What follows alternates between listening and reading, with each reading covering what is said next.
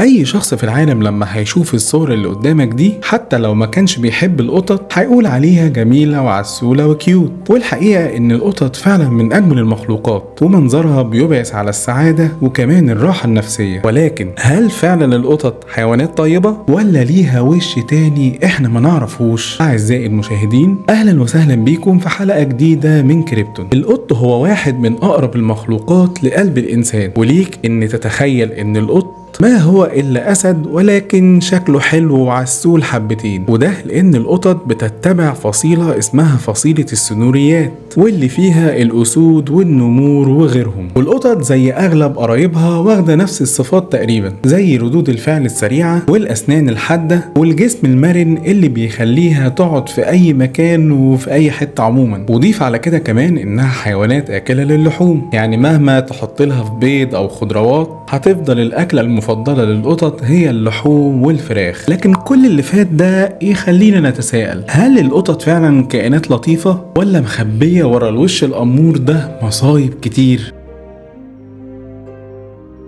الأول قبل ما نجاوب على السؤال ده لازم تعرف في البداية إيه اللي يخلينا أصلا نقول على الحيوان اللي قدامنا ده حيوان لطيف، أو بمعنى آخر إيه السبب إن القطط بالنسبة لنا حيوان لطيف أصلا. رقم واحد إن يكون الحيوان ده شكله جميل. طبعا كل خلق الله جميل وده شيء مفهوش جدال، ولكن لو مثلا هتقارن ما بين قطة صغيرة وتعبان كبير في الشكل فكفة القطة هتميل بشكل كبير في موضوع الوسامة ده. رقم اتنين وهو إن الحيوان يكون فعلا مساعد للإنسان. كتير بنشوف كلاب بتساعد أصحابها. على سبيل المثال، عمرك يعني مثلا سمعت عن سمكة قرش بتنقذ إنسان من الغرق؟ وأكيد القطط بتساعد على الاسترخاء وتحس كمان إن معاك ونس في المكان. رقم 3 إن الحيوان ده ما يكونش ليه تهديد على حياة الإنسان، وإن الإنسان ما يكونش في طبقه الأساسي في يوم من الأيام، وإنه يفضل فعلا صديق ليه لفترات طويلة من الزمن. والقطط لحد النهاردة ما سمعناش إن هي أكلت إنسان، وده لأنها أضعف منك بآلاف المرات. والحقيقة ان القطط مش زي ما احنا فاكرينها بالظبط. القطط ليها وجه سيء جدا وفي ناس كتيرة جدا مش شايفاه. النهاردة هقولك على كام حاجة مش هتخليك تكرههم، لكن على الاقل تكون حذر في التعامل معاهم. هل فعلا الاهتمام بيطلب ولا لا؟ من وجهة نظر القطط فالاهتمام بيطلب ونص وتلات ارباع كمان، على حسب آلاف الدراسات اللي اتعملت على القطط. فهي حيوان بيمتلك مشكلة في السلوك، والمشكلة دي في انها كقطة بنسبة كبيرة مش هتهتم بيك اصلا، وبنسبة كبيرة ممكن تعندك لو انت امرتها انها ما تعملش فعل معين. زي مثلا لو قلت لها انها تبطل تخربش في السجاد او حتى الانتريه، هتلاقيها بدأت ان هي تخربش بضوافرها في الاساس بالعند فيه. وده لان القطط حيوانات مزاجية بشكل كبير، بمعنى ان لو الغزالة رايقة معاها النهاردة فانت هتكون مرتاح معاها، اما بقى لو هي متضايقة ولا مخنوقة فارجوك سيبها في حالها بدل ما تخلي وشك شوارع.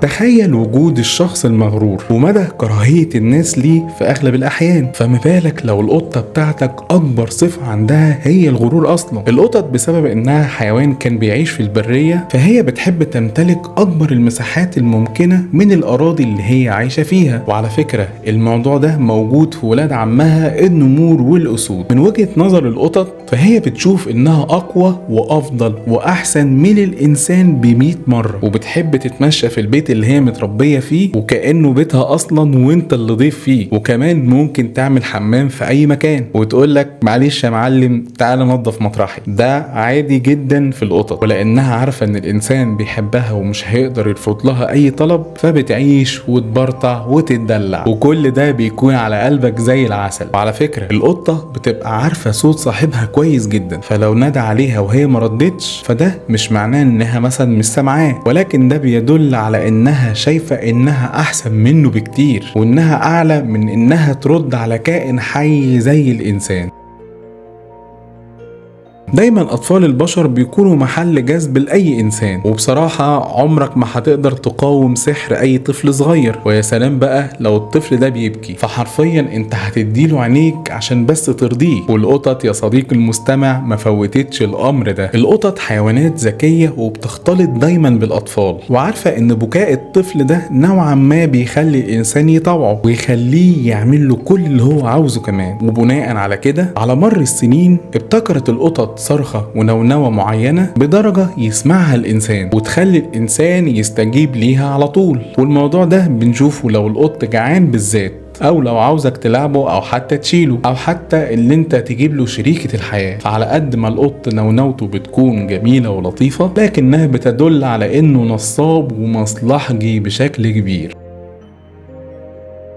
معروف ان الكلب بيرتبط بصاحبه جدا، وسمعنا كتير عن قصص لكلاب ماتت بعد موت صاحبها. حتى كلب الشارع البلدي لو اكلته يوميا وشافك في موقف صعب فبنسبة كبيرة هيدافع عنك ويحميك ويحاول ان هو يكون جنبك. في جامعة لينكولن بالمملكة المتحدة اتعملت دراسات على مجموعة من القطط والكلاب، والتجربة دي كانت كالآتي: فصلوا الكلاب عن القطط وحطوا كل مجموعة في مكان منفصل عن التاني، وخلوا اصحاب الكلاب والقطط تسيبهم لفترة وبعدين ترجع لهم، وده علشان يدرسوا رد فعل الحيوانات على مغادرة أصحابها للمكان. ولقوا ما هو متوقع، إن الكلاب كانت بتتشقلط حرفيا من الفرحة لمجرد إن أصحابها رجعت لهم بالسلامة، وكانوا بيظهروا ردود فعل مليانة بالقلق والخوف لمجرد بعد أصحابها عنها، على عكس القطط اللي كانت حرفيا مكبرة دماغها. طبعا مش كل القطط، لكن أغلبيتها ما كانتش بتتأثر قوي بغياب أصحابها، وده مش معناه إن القطط بتكره أصحابها ولا حاجة، لكنها ما عندهاش نفس الوفاء اللي موجود في حيوان زي الكلب.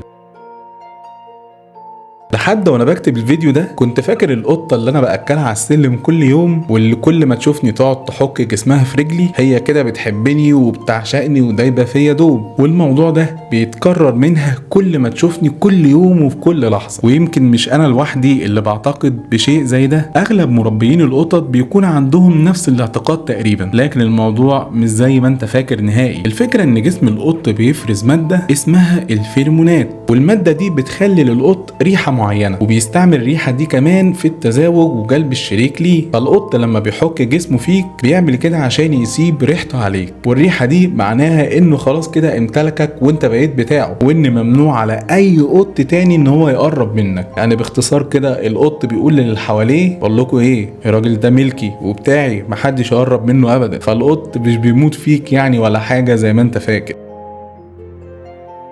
لأن القط أصلا من فصيلة بتعشق الصيد. فبطبيعة الحال هتلاقي القطط بتعشق فكرة الصيد نفسها. حتى لو انت مغطيها في الأكل والشرب لازم هتلاقيها قاعدة بتفرك لحد ما تصطاد أي كائن أضعف منها، وده لمجرد إنها تشبع غريزة الصيد اللي جواها. وعشان كده مربيين القطط بيلاحظوا دايما إن القطط اللي عندهم بتحب تصطاد أي كائن حي ماشي في البيت، حاجات زي الفئران والعصافير والقوارض. والموضوع ده بيكون سببه حاجة من الاتنين: اولا لان القط زي ما قلنا كل هدفه انه يشبع رغبته في الصيد، والسبب التاني هو انه معتقد انك اضعف منه وانك ما تقدرش تصطاد زي ما هو بيصطاد. يعني باختصار بيقول لك: خد يا ابن العصفور ده، انا عارف انك خيخة ومش هتقدر تصطاده من غيري. لكن ملحوظة سريعة كده، في قطط بتصطاد ساعات كنوع من المودة والحب لصاحبها، وبيجيبوا الصيد بتاعها ده على اساس ان هو هدية يعني كده ما بينهم، ولكن ده مش بيحصل دايما. يعني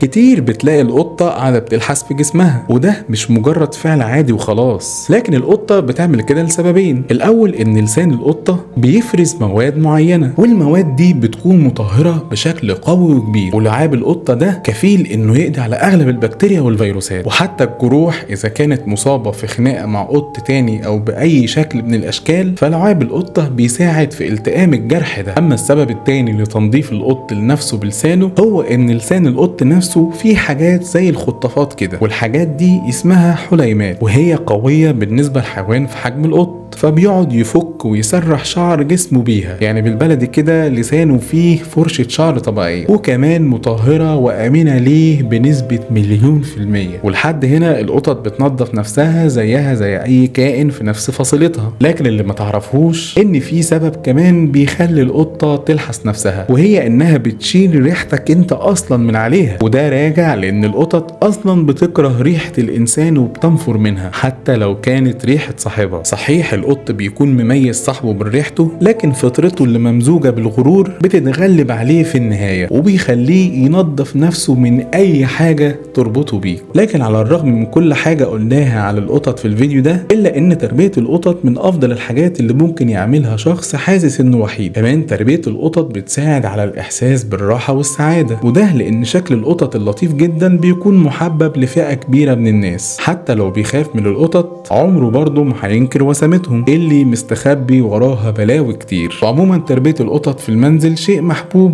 بشرط ان القط ياخد الادوية بتاعته وانه ياكل الاكل المناسب ليه، وكمان توفر له مكان مناسب للحمام بتاعه. وما تنساش ابدا انه في النهاية روح ولازم نرعاها او نسيبه في حاله لو ما كناش قد تربيته. في نهاية الحلقة حابب افكرك ان القط ما هو الا حيوان، سواء بقى بيتصرف بشكل من وجهة نظرنا صح او برضه من وجهة نظرنا غلط، ففي النهاية هو كائن بيتصرف على حسب فطرته اللي ربنا خلقه بيها. وانت كإنسان لازم تدرب قطتك على التصرف السليم، وانك تبدأ تهتم بيها وتحسسها دايما بالامان. وبكده انا خلصت الفيديو. لو وصلت للنقطة دي ما تنساش تعمل لايك وسبسكرايب وتقول لنا رأيك في الكومنتات، وكمان تقول لنا حابب نتكلم في ايه في الحلقات الجاية، واشوفك على خير.